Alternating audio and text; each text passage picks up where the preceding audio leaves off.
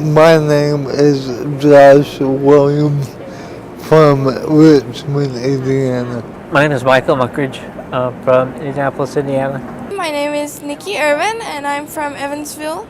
I'm Richard Nazari, and I'm from Bloomington, Indiana. My name is Tammy Miller, and I am from Marion, Indiana.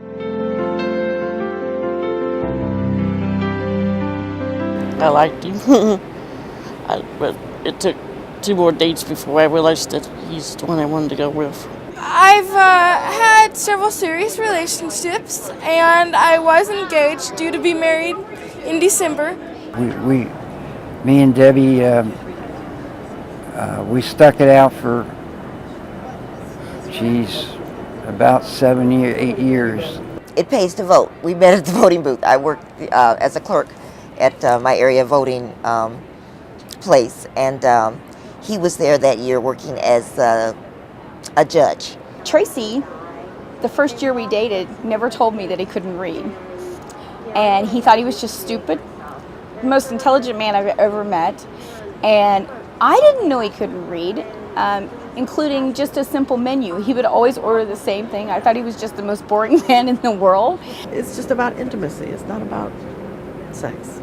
So everybody needs love. Everybody deserves it. And you are who you are. As a mom with a child with special needs, I have thought about sexuality and relationships, mostly because my daughter talks about it quite a bit. It's an important topic to her. She would love to be in a relationship. She'd like to have a boyfriend. She'd someday like to get married. I went up to him and asked him, I said, "You want to dance?" And he's like, "No." I'm like, "Come on." And we went downstairs and we danced. And that was before the cane, before the diagnosis.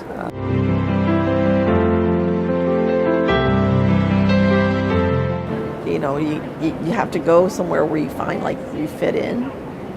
And I didn't fit in at any of the other bars. People pitied me, and they'd come by and they'd bend over and pat on me. The only good thing was that they would send me free drinks. I went to a restaurant, and of course, instead of assuming that was my date, they assumed that that was the person that was there to take care of me. You know, a lot of times when you have a disability, you feel like there's no chance for a relationship.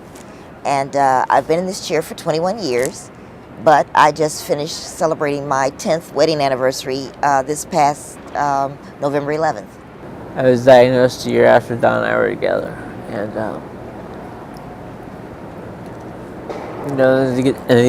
and it's sad to say this, but, in the gay community, image is everything. So when I got home from the doctor's office, I called him at work, and he worked at Dana Point, which was an hour and a half from San Diego, where we lived at. And I said, the doctors think I have MS. And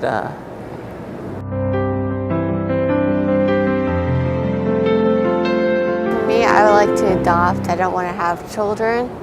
And I would like to get married someday, but I don't know when.